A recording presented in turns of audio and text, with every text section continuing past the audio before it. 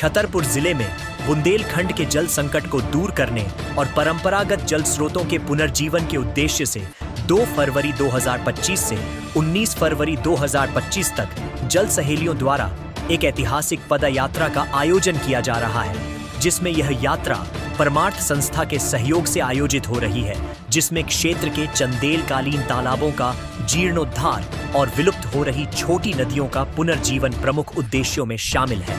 तो आइए हम जानते हैं विस्तार से इस यात्रा के बारे में। आपको बता दें कि यह यात्रा 300 किलोमीटर लंबी यह पदयात्रा जो प्रभु श्री राम की नगरी ओरछा धाम से शुरू होकर बुंदेलखंड के 5 जिलों निवाड़ी, झांसी, ललितपुर, टीकमगढ़ और छतरपुर से होकर गुजरेगी। इस यात्रा का समापन 19 फरवरी 2025 को छतरपुर जिले के प्रसिद्ध जटाशंकर धाम में होगा।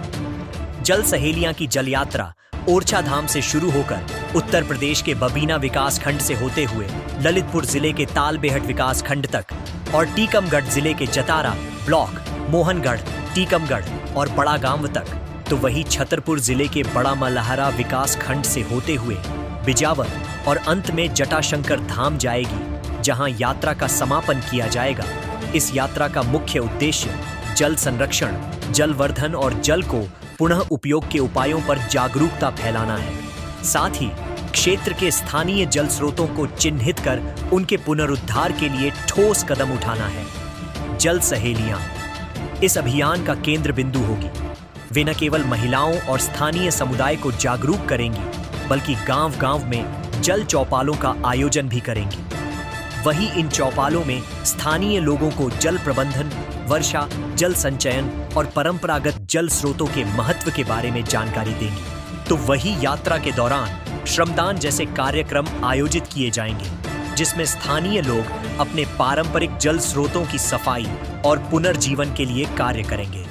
इस दौरान छोटे तालाबों, बावड़ियों और कुओं के जीर्णोद्धार के साथ ही सूख चुकी छोटी नदियों को पुनर्जीवित करने पर भी ध्यान दिया जाएगा। यात्रा का एक महत्वपूर्ण पहलू स्थानीय समुदाय की भागीदारी सुनिश्चित करना है।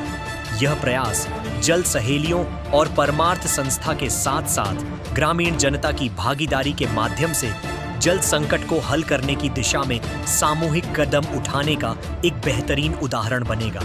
इस यात्रा से क्षेत्र में जल संरक्षण के प्रति जागरूकता बढ़ेगी और जल स्रोतों के पुनर्जीवन के ठोस प्रयास किए जाएंगे। इसके साथ ही पारंपरिक जल प्रबंधन प्रणालियों के महत्व को पुनः स्थापित करने में भी यह यात्रा मील का पत्थर साबित होगी। जल संकट से जूझ रहे बुंदेलखंड के लिए यह पदयात्रा न केवल एक नई उम्मीद लेकर आएगी, बल्कि आने वाली पीढ़ियों के लिए एक स्वस्थ और जल संपन्न भविष्य सुनिश्चित करने का मार्ग भी प्रशस्त करेगी। इस ऐतिहासिक कदम के माध्यम से बुंदेलखंड के पारंपरिक जल स्रोतों और नदियों को पुनर्जीवित करने का सपना साकार होगा।